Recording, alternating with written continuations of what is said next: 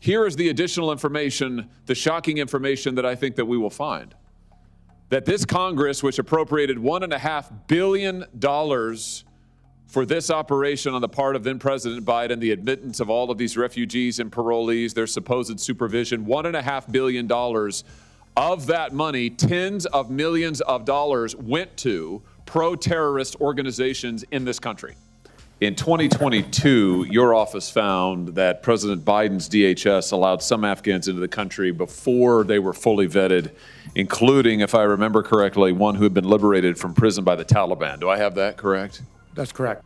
Did you find that the Biden administration's DHS had a formal vetting process in place that they followed carefully? The department did not have a formal process at the start of the OAW. Okay, can you just say that one more time? The department did not have a formal screening and vetting process in place. The most that the Biden administration did, according to your investigation, was to run Afghans' biometric and biographical information, I think is what you found, like their names and dates of birth and other biographical information they may have supplied. Is that correct? Or is that broadly correct? That's correct until December of 2021 when they began requiring in-person interviews. Let me ask you this. Did the Biden administration require Afghans to show identification at ports of entry? The department requested identification, but not all Afghans had formal identification, such as a passport. We found over 30,000 that did not have formal identification. Thank you very much, Senator Cornyn, and thank you for holding this hearing. It's a timely hearing on a vital matter. I will just say that what happened in the waning days of the Afghanistan operation and the Biden administration's disastrous withdrawal from Afghanistan, I think is now well documented. The fact that there was no vetting that was properly done, there were no interviews that were conducted that were standard, the normal background checks were waived. I mean, heck, as I think we'll see today in just a little bit when we hear from our witnesses, from the inspectors general and others, the standard vetting procedures that have been in place for operations like this were completely disregarded. And we're living now with the consequences of that. Tens of thousands of people admitted into this country. We have no idea of their actual background. We have no idea of their potential terrorist connections. And in many cases, we now have no idea where they are or what they're doing, who they're connected with, or what they're capable of. Sadly, we've seen what some of them are capable of in the horrific shootings that occurred here in the nation's capital just a short while ago with the guardsmen that Senator Cornyn recognized and mentioned. But I think we're going to hear more to even that, this story today. And here is the additional information, the shocking information that I think that we will find. That this Congress, which appropriated $1.5 billion for this operation on the part of then President Biden, the admittance of all of these refugees and parolees, their supposed supervision, $1.5 billion of that money, tens of millions of dollars went to pro-terrorist organizations in this country that were supposed to help monitor these refugees and move them along the parole system, but in fact took the money and did who knows what with it. This is a story that we have seen unfold before our very eyes in Minnesota as we sit here today, and now we're going to find that it happened in this case, in this instances, in multiple states, tens of millions of taxpayer dollars going to organizations that support Hamas, that support terrorism, that have praised the attacks of October the 7th, that have consistently defended, apologized for, and justified terrorist attacks around the nation, around the world, that got money from our own government in order to participate in this boondoggle. And I think we need an accounting of where that money has gone to. I think we need an accounting of how it has been spent. And I think, frankly, we need to get it back. And I hope that today's hearing will begin to shed light on what has happened, the corruption that is still going on, the tens of millions or more of taxpayer dollars that have been misspent, misappropriated, misallocated, and misused. And I would just say I think it's long past time for some accountability. I hope we'll take a step forward in that today. Thank you, Senator Cornyn. Senator Hawley, to begin our questioning. Thank you all for being here. Thank you very much, Senator Cornyn. Thanks to all the witnesses for being here. Mr. Adelman, if I could just start with you. You are the Deputy Inspector General for the agency charged with overseeing the Afghan parolee program. Is that correct? That's correct. In 2022, your office found that President Biden's DHS allowed some Afghans into the country before they were fully vetted, including, if I remember correctly, one who had been liberated from prison by the Taliban. Do I have that correct? That's correct. I think we're going to see this exhibit maybe over the side of my shoulder here, I just want to read directly from your report. CBP allowed some evacuees to enter into the United States who were not fully vetted. CBP paroled one evacuee into the United States who had been liberated from prison by the Taliban.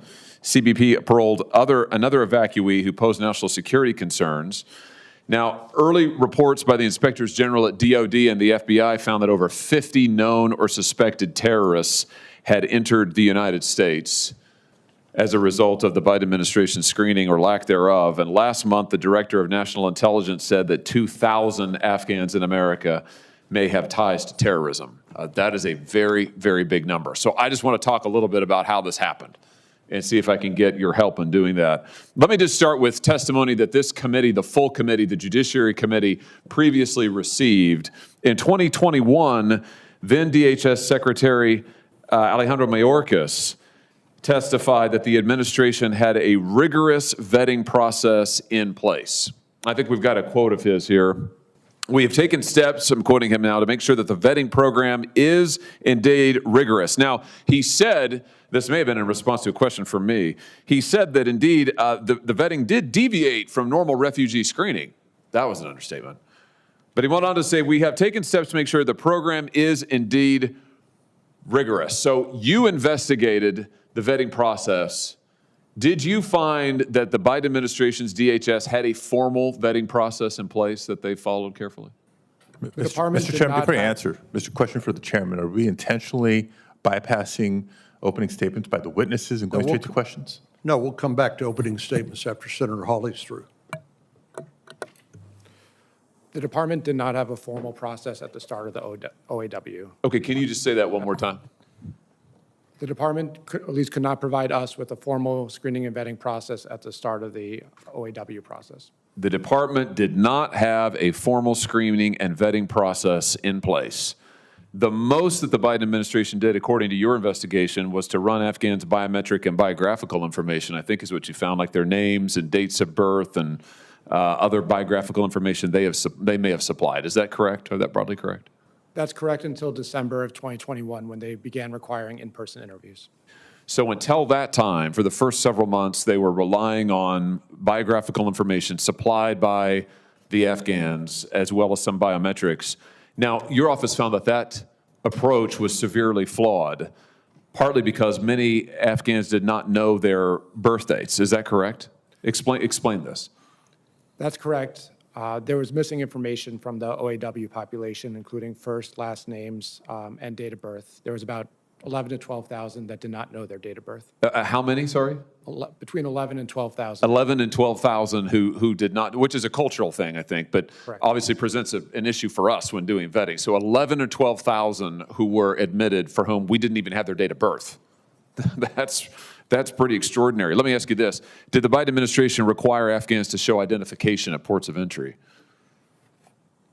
The department requested identification, but not all Afghans had formal identification, such as a passport. We found over 30,000 that did not have formal identification. Could you just say that number one more time? How many who didn't have identification? I believe the number's actually 36,000. 36,000 who could not show identification at a port of entry. Here's a quote from the report. CBP's concepts of operations allowed its officers to admit or parole evacuees into the country without presenting proper identification documents. 36,000 of them. That's astounding. And then my understanding is to do the bare bones background checks that were actually performed, DHS, the Biden DHS, sent a list of Afghans to the Department of Defense and the FBI. That process would normally take months. Would it surprise you to hear that the DOJ's Inspector General found that the list of evacuees was submitted to the FBI via email and the FBI was given 2 hours to respond? I can't confirm that. I can just say that there's very limited time to conduct the screening and vetting of those evacuees. Yeah, here's the quote. It's over my shoulder, I think. DOD and CBP created lists of Afghan refugees which were submitted to the FBI via email with only 2 hours to respond. Let me just ask you finally, I know my time is about expired, just when it comes to interviews, normally refugees, SIV applicants are required to attend an in-person interview. Mr. Edelman, did DHS systematically interview evacuees before they were admitted? Were all the evacuees interviewed? No. Did they systematically conduct mental health screenings? Not that I'm aware of. Well, all of the above should have been done. And the fact that tens of thousands were admitted without so much as an ID, without a birth date, I think it's really no surprise why we are where we are. Thank you, Mr. Chairman.